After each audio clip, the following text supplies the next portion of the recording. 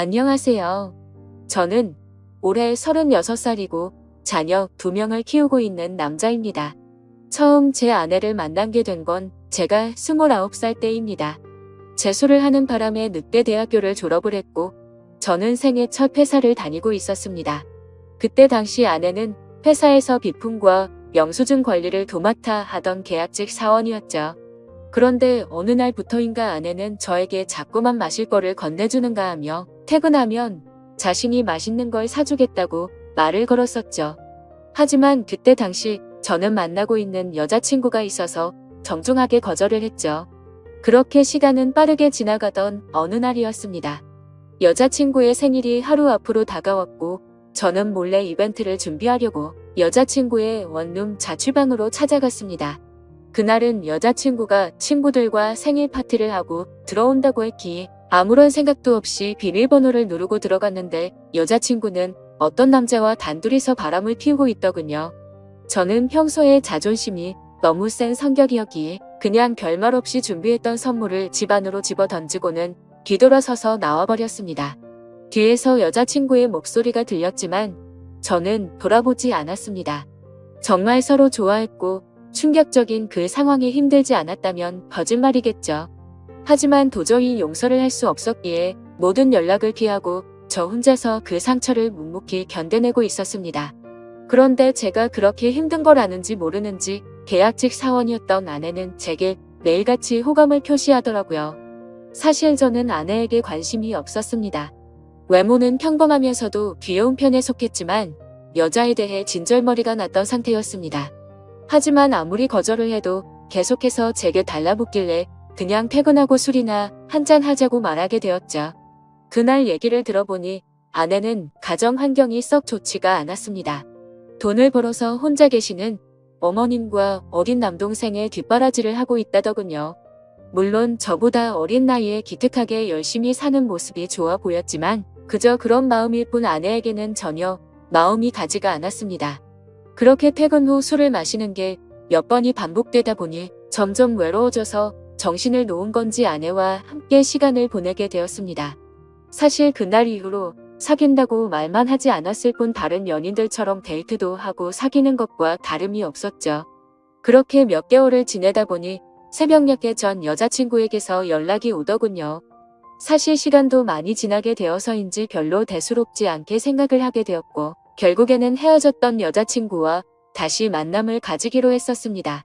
그로 인해 퇴근 후 데이트를 하던 아내에게는 이제 서로 신경 쓰지 말고 남남처럼 그냥 지내자라고 말을 해버렸습니다. 하지만 다시 만났던 여자친구와는 며칠도 채 가지 못해서 다시 끝이 나고 말았죠. 처음에는 대수롭지 않게 생각했지만 만나면 만날수록 그때 있었던 일이 자꾸만 떠오르더군요. 더 오래 만나다가는 제게 의처증이 생겨나 버릴 것 같고 상상만 해도 견딜 수가 없어서 또다시 헤어짐을 선택하게 됐습니다. 그러던 중 저녁 늦게 지금의 아내에게서 갑자기 연락이 왔습니다. 한참을 아무 말 없이 망설이더니 임신을 했다고 말하더라고요. 사실 그때 그 이야기를 들었을 때는 많은 생각이 들었죠. 정말 임신을 한 게 맞는 건가? 나를 붙잡으려고 지어낸 이야기가 아닐까라고 생각도 했고 별의별 생각이 다 들었습니다. 저는 다시 한번 확실하냐고 물었더니 확실하다고 하더라고요. 솔직히 그때 당시 아내에게는 정말 몹쓸 짓을 많이 했습니다. 물론 어린 나이는 아니었지만 갑작스러운 상황에 어떻게 이걸 해결해야 할지 몰라 저는 무작정 아내를 무시하기 시작했습니다. 정말 지금 생각해봐도 제가 너무 무책임하기 짝이 없었습니다. 매일같이 울고 불며 이야기를 했지만 저는 끝끝내 아무 말도 하지 않고 모르쇠로 일관했었으니까요. 그리고 눈물만 뚝뚝 흘리는 어린 아내에게 따뜻한 말 한마디도 한 적이 없었습니다. 그렇게 시간은 지나갔고 아내는 마침 계약직 날짜가 종료되어서 회사에 더 이상 나오지 않게 되었습니다. 솔직히 그때는 저도 모르게 안도감이 먼저 들더군요. 이제는 가시방석에 앉아있을 필요도 없겠구나 하면서 말이죠. 정말 지금 생각해도 저는 천하의 나쁜 놈이었습니다. 아무튼 그날이 있고 나서는 멘탈이 제대로 잡혀지지가 않았죠. 그러다 어느 날 친형과 술을 먹게 되었습니다. 이런저런 이야기를 나누다 결국 지금까지 있었던 모든 이야기를 털어놓게 되었습니다. 당연히 친형은 제게 욕부터 하더라고요. 결국에는 부모님 귀에까지 들어가게 되었습니다. 집에서는 난리가 났었죠. 아버지께서는 남의 자식 망쳐놓고 뭐 좋은 일 있다고 매일같이 술이나 마시고 다니냐고 엄청 화가 나셨습니다. 어머니와 친형까지 저의 행동에 엄청나게 비난을 했었고 부모님께서는 집에 한 번 데리고 오라고 하셨고 저는 또 모르쇠로 일관했습니다. 하지만 어느 날 형은 제 휴대폰 연락처를 뒤지게 되었고 아내의 연락처를 알아내어서 저를 제외한 가족들이 아내를 만나게 되었습니다. 그러고는 며칠 뒤에 저는 모르게 아내를 집으로 부르셨습니다. 저는 당연히 아무 생각 없이 친구들과 술을 마시고 늦게 집으로 들어갔는데 제 아내가 집에 와 있어서 정말 얼마나 깜짝 놀랐는지 모릅니다. 일단 어쩔 수 없이 저는 아내와 나란히 부모님 앞에 앉게 되었고 부모님께서는 앞으로 어떻게 할 거냐고 화를 내셨습니다. 저는 그냥 술김에 짜증도 나고 이 상황을 빨리 벗어나고 싶은 마음이 컸습니다. 그래서 홧김에 저는 그냥 결혼할 테니까 더 이상 좀 그만하라고 앞으로 이 문제로 왈가불가 하지 말아달라고 말했습니다. 솔직히 홧김에 그런 말을 하긴 했지만 당연히 그때 당시 저는 이 말을 한다고 해서 정말 결혼할 생각은 없었습니다. 부모님 역시 그러라고 말씀하실 일은 절대 없다는 확신에 차서 한 말이었죠. 하지만 예상외로 아버지께서는 그때 그 자리에서 또박또박 말씀하시더군요. 그러면 지금 처자분 부모님이랑 조만간 만나서 이야기를 하고 싶으니 부모님이 시간 되실 때 자리를 한번 마련해보자고 하시더군요. 이때 당시도 설마라는 생각을 가지고 있었고 술에 취해서 그냥 대충 상황을 정리하고 얼른 일어나서 제 방으로 들어가 버렸습니다. 그렇게 아내는 집으로 돌아갔고 저는 술이 점점 더 올라오더니 제게 말도 없이 집에 찾아온 게 너무 화가 나더라고요. 그래서 새벽 늦은 시간에 전화를 걸었습니다. 차마 입에 담을 수 없는 욕이란 욕을 다 하면서 막말을 엄청 쏟아냈습니다. 아내는 저희 부모님이 비밀로 하라고 해서 미리 말 못했다며 그저 미안하다고 울기만 하더라고요. 아무튼 그날 이후로는 부모님과도 말을 하지 않았습니다. 그러자 부모님께서도 저를 없는 사람 취급하시더군요. 그러다가 며칠이 지나서 친형이 제게 얘기 좀 하자고 부르더군요. 무슨 일인가 싶어서 형과 이야기를 하는데 오늘 부모님께서 아내분 어머님을 만나 뵙고 왔다는 이야기를 제게 해주더라고요. 오늘 가보니 그쪽 상황이 많이 힘든 걸 알게 되었답니다.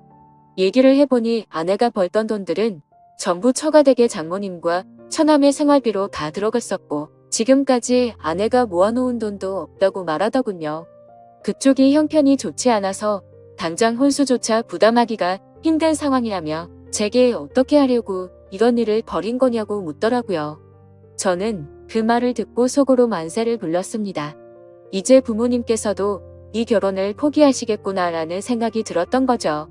그리고 그때 당시에 저도 취직을 한 지 얼마 되지 않았었기에 모아둔 돈이라고는 고작 1,000만 원 가량밖에 없었거든요.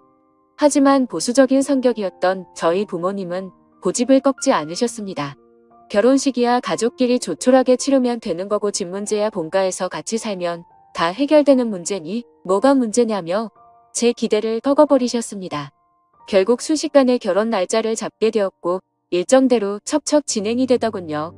저는 그때부터 너무 당황했고 속이 타들어갔습니다.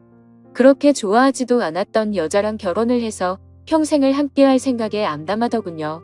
그리고 부모님의 고집만 내세우니까 점점 화가 나서 크게 대들기도 했습니다. 제 앞으로의 인생이 달린 문제인데 왜 이렇게 무책임하게 진행하냐고 화를 냈죠. 그러자 부모님은 네가 저지른 문제는 성인이 된 네가 책임지는 게 맞는 거고 네가 결혼한다고 하지 않았냐고 되묻자 저는 할 말이 없어졌습니다. 그냥 그때 당시에는 모두가 저를 망치게 만들려고 하는 것만 같아서 사소한 거 하나하나 다 마음에 들지 않았고 고슴도치처럼 모든 게 날이 서서 삐뚤게 느껴졌습니다. 아내에게도 못된 말을 계속했습니다. 이따위로 억지로 결혼한다고 달라질 것 같냐며 나를 만나봤자 돈도 없어서 아무것도 못해줄 거고 시집살이가 그렇게 호락호락 할 것 같냐고 말했습니다. 그리고는 정말 너한테 잘해줄 자신이 없으니까 고집 피우지 말라고 했죠. 하지만 제가 그런 말을 할 때마다 자신이 더 잘하겠다며 말하는데 너무 답답하고 그 상황이 싫었습니다. 심지어 친한 친구놈들 몇몇과도 술을 먹다가 이 이야기가 나오면 친구들은 온갖 욕을 제겠죠. 그래서 점점 이 일로부터 자유로워지고 싶다는 생각이 들기 시작했고 결국 제 책임을 통감하고 모든 사람의 뜻대로 그냥 결혼을 하기로 마음을 먹었습니다. 하지만 너무 삐뚤어져 있었던 저는 그렇게 마음을 먹고도 막말을 입에 달고 살았죠.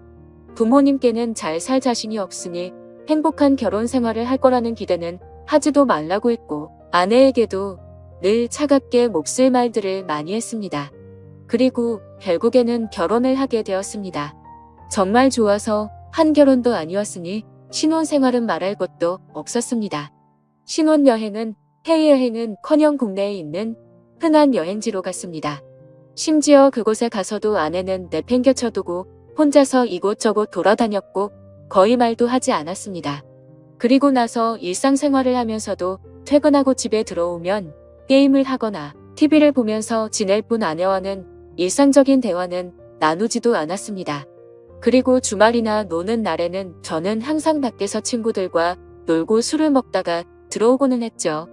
평범한 부부들은 아내가 아기를 가졌을 때 급진히 대접받는다고 하지만 저희 부부는 그렇지 못했기에 제 아내는 그런 대접은 전혀 받지 못했습니다. 오히려 제 눈치를 보느라 뭘 먹고 싶다라는 이야기조차 단 한 번도 한 적이 없었죠. 그렇게 아내는 제게 불평이나 불만을 전혀 말하지 않았습니다. 그냥 묵묵히 혼자서 어머니와 집안일을 했죠.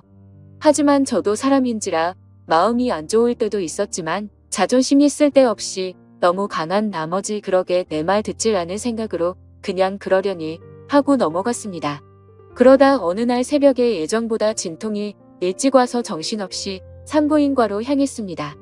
그런데 남들과 달리 하루가 꼬박 넘어가게도 출산이 되지 않아서 슬슬 걱정이 되었지만 결국에는 고생 끝에 어렵게 출산을 하게 되었습니다. 출산 후 지쳐 누워있는 아내를 보고 있는데 저도 모르게 갑자기 울컥해서 눈물이 나더군요. 힘없이 늘어져 있는 모습에 뭔가 모를 마음이 들었죠. 하지만 쓸데없는 자존심에 그 눈물조차 보이기 싫어서 그냥 문 밖으로 나가버렸습니다. 그날 장모님과 처남이 아내의 손을 꼭 잡고 있을 때도 저는 아내의 손을 잡기조차 겁이 나더라고요. 제가 무슨 자격이 있어서 그 손을 잡을 수 있을지.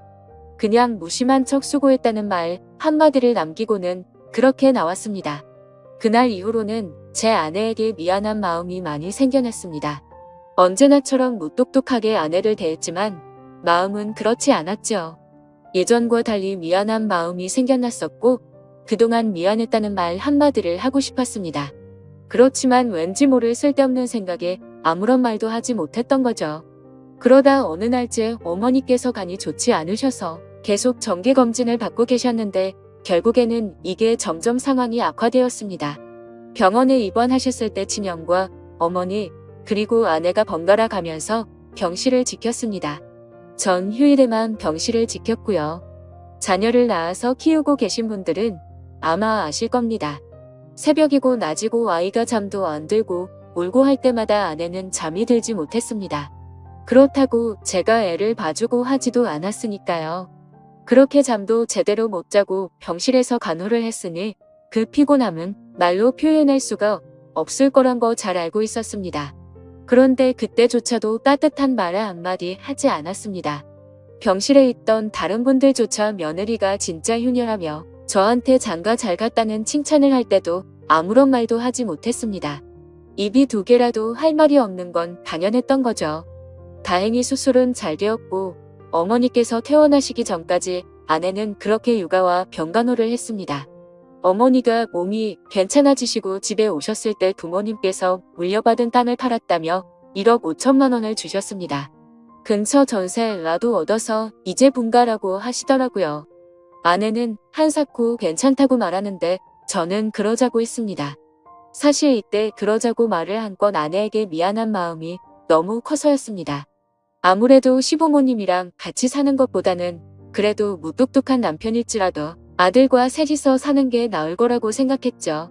부모님은 당연히 그렇게 하라고 하셨고 아파트로 전세를 하나 구해서 분가를 했습니다. 거의 말도 안 하고 했지만 간간히 아이도 같이 봐주고 이사하고 처음으로 레스토랑을 갔는데 맛있다고 웃으며 말하는 아내를 보면서 이때부터 정말 마음이 울컥해서 눈물이 날 뻔했죠. 그래서 그날 이후로 저는 변하겠다고 다짐을 했습니다. 연애도 저와 제대로 해보지도 못하고 아이를 가졌을 때도 대접 한번 제대로 해주지 못했던 생각이 났습니다. 그리고 시집살이와 시부모 병간호까지 해왔는데 이제 와서 돌이켜 생각해보니 그 흔한 레스토랑 한 번을 같이 와보지를 못했더라고요. 미안하고 너무 미안했습니다.